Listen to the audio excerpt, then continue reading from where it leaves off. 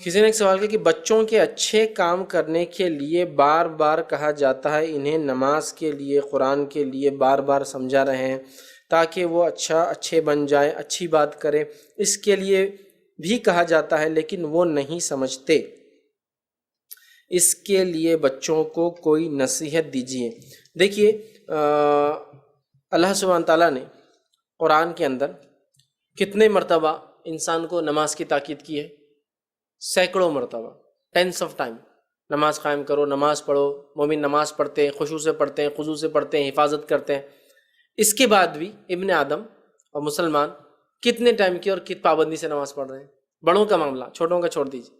اس سے پتہ چلا انسانی فطرت ہے، اس کو چیزوں کو بار بار یاد دلانے سے وہ چیزوں کو یاد رکھتا ہے، ٹھیک ہے؟ تو لہٰذا بچوں میں بھی وہی فطرت ہوتی ہے۔ تو آپ بچوں کو بار بار ان کی خطائیں اور غلطیوں کے بعد بھی بار بار یاد دلاتے رہے، یہ کرنا ہے، یہ کرنا ہے، یہ کرنا ہے، ایسا کرنا ہے، ایسا کرنا ہے۔ قرآن میں آپ توحید کی مثال لیجئے، کتنے جگہ اللہ نے توحید اور توحید کے واقعات، توحید پہ آنے والی تکلیفیں اور توحید کے آخرت کے فائدے بتائے، ہے نا؟ ایک بھی بتائے تو کافی تھا ہمارے لیے، کتنے بار بتائے؟ چونکہ انسانی فطرت ہے، انسان چیزوں کو بھول جاتا ہے اور اس کی اہمیتوں کو چھوڑ دیتا ہے، لہٰذا اللہ نے بار بار ریمائنڈر دیا ہے۔ تو لہٰذا بچے بھی اسی فطرت کے ہوتے ہیں، وہ چیزوں کو بار بار بھول جاتے ہیں، انہیں ہمیں چاہیے بار بار ہم ریمائنڈ کریں، بار بار سمجھائیں، بار بار بولیں اور ان کو کنٹینیوس تاکید کرتے رہے، ان کو نصیحت کرتے رہے۔ اور بچوں کی تربیت کا ایک بڑا حصہ ہے والدین ان کو کنٹینیوسلی نصیحت کرتے رہے۔ بہت سارے والدین بولتے ہیں ہم اکتا گئے، ہم اکتا گئے، اکتا گئے، اور بچوں کے منہ میں بولتے ہیں، جس کے نتیجے میں ان کے بچے ان سے اکتا جاتے ہیں، ٹھیک ہے؟ تو لہٰذا بچہ آپ کا کتنا ہی بگڑا ہو،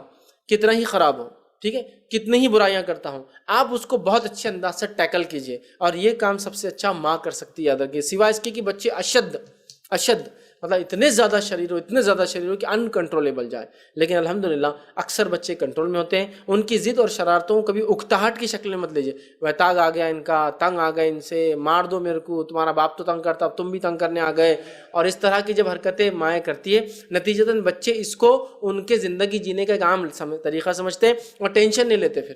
تو آپ بچوں کو ہمیشہ فکر مند رہیے، ہمیشہ بلائیے، بٹھائیے، بار بار قرآن کی نماز کی تاکید کیجیے۔ 100 بار کریں گے تو ہو سکتا ہے 10 بار سمجھیں گا، 10 بار سمجھیں گا تو 5 بار پڑھیں گا، 5 بار پڑھیں گا تو 2 بار سمجھیں گا، اور 2 بار سمجھیں گا تو ہو سکتا ہے ایک پارٹ اس کے لائف کا ہمیشہ کے لیے بن جائے، وہ ایک چیز، ٹھیک ہے؟ تو لہٰذا ماں اور باپ ہونے کے ناطے آپ کا کام ہے کنٹینیوسلی آپ ان کو تاکید کرتے رہیں۔ بچے اور انسان ہونے کے ناطے انسانی فطرت بھولتا ہے، اس لیے اللہ نے بھی قرآن میں بار بار واقعات یاد دلائے، بار بار قصے یاد دلائے۔ نبی اکرم صلی اللہ علیہ وسلم نے ایک بات تو کتنے بار ریپیٹ کیا ہے نا، اسی لیے کہ انسان بھول جاتا ہے۔ تو لہٰذا آپ نصیحت کرتے رہیں، اللہ سے اچھی دعائیں کریں، بچوں کو نصیحت کریں، ان کی غلطیوں کو ان کے منہ پہ کبھی نہ گنوائیں، جس کے نتیجے میں یا تو وہ مثبت بھی لے سکتے ہیں اگر ان میں وہ فطرت ہے، نہیں تو منفی بھی لے سکتے ہیں۔ میری امی تو بولتے ہیں میں ہاتھ سے نکل گیا، اب تم کا کو سوچ رہے میرے بارے میں، میں دوسروں کو بولتا ہوں۔ میرے ابا بولتے ہیں میں ہاتھ سے نکل گیا، اس لیے اب تم مت سوچو میں ہاتھ میں آؤں گا تمہارے۔ تو یہ آپ کے غلط بولنے کا نتیجہ ہے کہ آپ نے یہ بول دیا کہ بیٹے اب تم صحیح نہیں ہونے والے ہو، جس کے نتیجے میں وہ سوچ لیتا ہاں میں اب کبھی صحیح نہیں ہونے والا ہوں۔ لہٰذا آپ تاکید کریں، نصیحت کریں، ان کی غلطیوں کو ان کے منہ پہ نہ بولیں بلکہ سمجھا کر اچھے انداز سے بولیں، پھر دیکھیں انشاءاللہ بچے اپنی زندگیوں کو بدلتے ہیں۔ اس لیے کہ انسان بار بار یاد دلانے پر چیزوں کو سیکھتے ہیں، تو آپ بار بار تاکید کیجیے، اس لیے کہ نصیحت کا پارٹ ہے اور حصہ